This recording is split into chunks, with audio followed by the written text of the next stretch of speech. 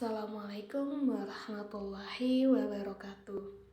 Kembali lagi kita pada mata pelajaran Bahasa Indonesia kelas 7. Pada hari ini kita akan membahas mengenai puisi rakyat. Sebelum kita memasuki materinya, silahkan ambil buku catatan dan alat tulis anak-anak ibu ya. Simak dan pahami materi yang ibu sampaikan dan catat materi di buku catatan kalian. Puisi rakyat. Pengertian puisi rakyat. Puisi rakyat atau saja adalah kesusastraan yang digunakan oleh masyarakat sebagai ungkapan atau pernyataan tradisional yang didasarkan pada irama, panjang pendeknya kalimat, tekanan suara, atau sebuah mantra. Nah, adapun jenis-jenis puisi rakyat yaitu pertama, pantun, kedua, syair, ketiga, gurindam. Pantun. Pantun adalah puisi Melayu yang mengakar dan membudaya dalam masyarakat. Pantun dikenal dengan banyak nama di berbagai bahasa di Nusantara. Salah satunya yaitu tonton dari bahasa Tagalog, tuntun dari bahasa Jawa, pantun dari bahasa Toba. Pantun ini memiliki arti kurang lebih sama, yaitu sesuatu ucapan yang teratur, arahan yang mendidik, dan bentuk kesantunan. Pantun ini tersebar hampir di seluruh Indonesia. Adapun fungsi pantun di semua daerah seperti Melayu, Sunda, Jawa, atau daerah lainnya itu sama, yaitu fungsi pantun untuk mendidik sambil menghibur. Ciri-ciri pantun. Yang pertama, tiap bait terdiri atas 4 baris atau larik. Larik itu dimaksud baris. Yang kedua, tiap baris terdiri atas 8 sampai 12 suku kata. Yang ketiga, rima akhir setiap baris adalah A, B, A, B. Yang keempat, baris pertama dan kedua merupakan sampiran. Nah, sampiran di sini yaitu yang tidak memiliki makna. Ciri pantun yang terakhir yaitu baris ketiga dan keempat merupakan isi. Biasanya baris ketiga dan keempat ini berisikan amanat atau nasihat yang ingin disampaikan. Itulah ciri-ciri pantun. Nah, adapun contoh pantun yaitu di sini kan ada 4. Ada pantun 1, pantun 2, pantun 3, dan pantun 4. Ibu akan bacakan pantun pertama. Air surut memungut bayam, sayur diisi ke dalam kantung. Jangan diikutin tabiat ayam, bertelur sebiji, riuh sekampung. Nah, itulah contoh pantun. Sekarang ibu akan jelaskan ciri-ciri pantun di pantun pertama.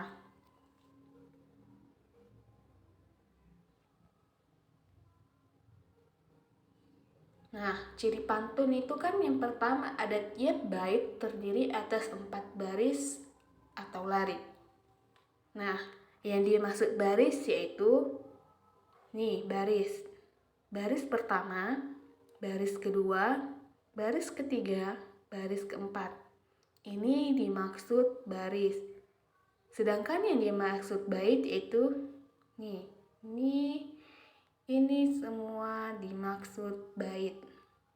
Berarti satu bait terdiri dari 4 baris. Itu ciri pantun yang pertama. Adapun ciri pantun yang kedua yaitu tiap baris terdiri atas 8 sampai 12 suku kata. Tadi sudah tahu kan mana yang disebut baris dan mana yang disebut bait. Nah, tiap baris terdiri atas 8 sampai 12 suku kata. Berarti tiap baris pertama terdiri atas 8 sampai 12 suku kata. Sekarang Ibu kasih tahu mana suku katanya.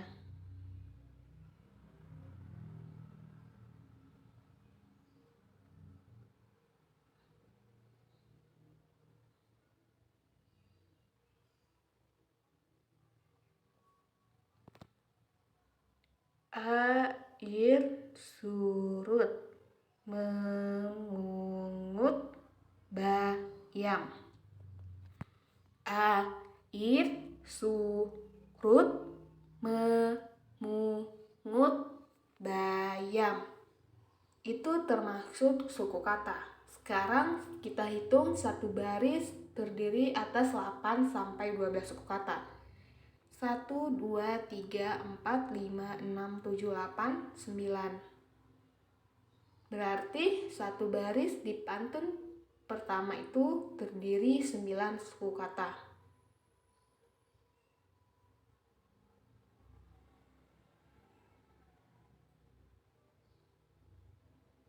Sekarang kita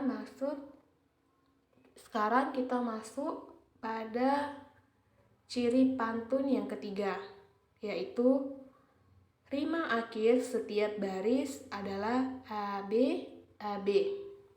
Yang dimaksud rima akhir di sini yaitu nih.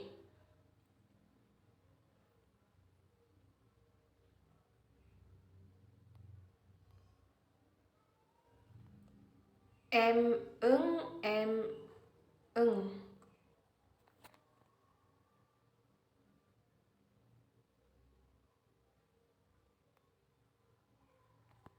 Nah, baris pertama dan ketiga itu rimanya A, sedangkan baris kedua dan keempat rimanya B. Akhirannya harus sama, AB, AB. Akhiran baris pertama dan ketiga harus sama, yaitu M. Baris kedua dan keempat itu eng, berarti B. Disitulah yang dimaksud dengan rima. Ciri pantun yang keempat, baris pertama dan kedua merupakan sampiran. Nah, baris pertama dan kedua merupakan sampiran. Tadi kan Ibu bilang sampiran tidak memiliki makna. Air surut memungut bayam, sayur diisi ke dalam kantong. Itu kan sama sekali tidak memiliki makna. Nah, untuk baris ketiga dan keempat merupakan isi atau yang memiliki makna. Jangan diikuti tabiat ayam, bertelur sebiji, riuh sekampung. Kan ada maknanya di dalam baris ketiga dan keempat, yaitu jangan diikuti tabiat ayam, bertelur sebiji, riuh sekampung. Berarti jangan kita punya sesuatu itu langsung kita kasih tahu ke orang-orang, jangan suka pamer atau jangan riah di dalam puisi tersebut.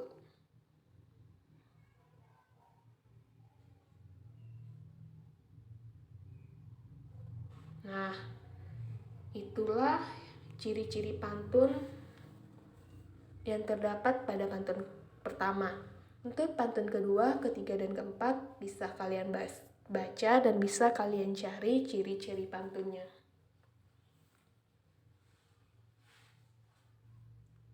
Yang kedua, syair. Syair ini berbentuk sastra, berasal dari Persia, berasal dari bahasa Arab yaitu syair atau syu'ur. Artinya perasaan yang menyadari. Ciri-ciri syair yaitu setiap bait terdiri dari 4 baris. Yang kedua, satu baris terdiri 8 sampai 14 suku kata. Yang ketiga, bersaja a. Yang keempat, semua baris adalah isi. Yang kelima, bahasa yang digunakan berupa kiasan. Nah, di sini ada contoh syair. Syair perahu. Inilah gerangan suatu madah, mengerangkan syair terlalu indah, membetuli jalan tempat berpindah, di sanalah itikat diperbetuli sudah. Nah, Ibu akan jelasi ciri-ciri syair tersebut. Setiap bait terdiri dari 4 baris. Nah, sebelumnya di pantun juga sama telah Ibu jelaskan. Ini termasuk baris 1, 2, 3, 4. Sedangkan bait 4 baris terdiri 1 bait. Berarti ini bait. Bait pertama, bait kedua, dan bait seterusnya. Itu termasuk bait. 1 bait terdiri dari 4 baris.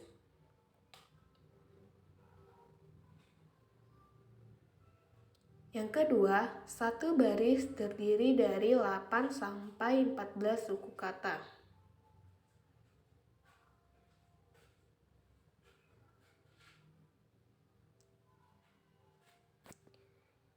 Inilah gerangan suatu madah. Inilah gerangan suatu madah. 1, 2, 3, 4, 5, 6, 7, 8, 9, 10, 11. 1 baris pada syair perahu terdiri dari 11 suku kata. Nah, yang ketiga, bersaja a atau sajanya itu sama. Di sini kan akhirannya ha. Berarti akhirannya sama semua. A. Inilah yang dimaksud dengan saja atau rima a. Saja yang akhirannya sama semua.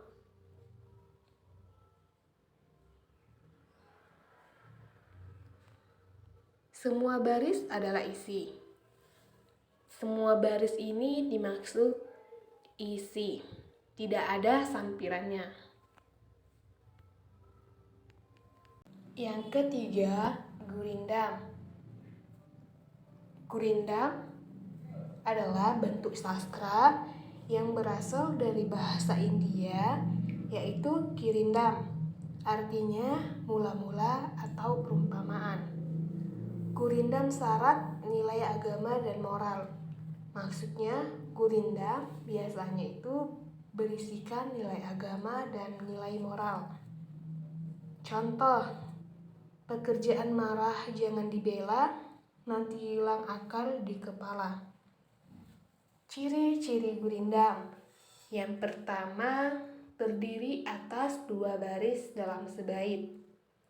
Yang kedua, tiap baris memiliki 10 sampai 14 suku kata. Yang ketiga, memiliki rima AA, BB, CC, dan seterusnya. Yang keempat, merupakan satu kesatuan utuh. Yang kelima, baris 1 merupakan soal, masalah, atau perjanjian. Baris kedua berisi jawaban akibat dari masalah atau perjanjian baris pertama. Yang keenam, isi gurindam berupa nasihat, filosofi hidup, atau kata mutiara. Contoh gurindam. Apabila kelakuan baik berbudi, hidup menjadi indah tak akan merugi. Dengan orang tua jangan pernah melawan kalau tidak mau hidup berantakan. Jagalah hati, jagalah lisan, agar kau tidak hidup dalam penyesalan. Sayangilah orang tua dengan sepenuh hati, itulah cara menunjukkan bakti. Belajar janganlah ditunda-tunda, karena kamu tidak akan kembali muda. Jika kamu terus menunda, hilanglah sudah kesempatan berharga. Masa lalu biarlah berlalu, masa depan teruslah kau pacu. Lestarikan alam kita sebelum alam menjadi murka. Belajarlah demi masa depan untuk mencapai semua harapan. Itulah termasuk dalam contoh Gurinda. Sampai disinilah materi bahasa Indonesia mengenai puisi rakyat. Ibu akhiri, Assalamualaikum warahmatullahi wabarakatuh.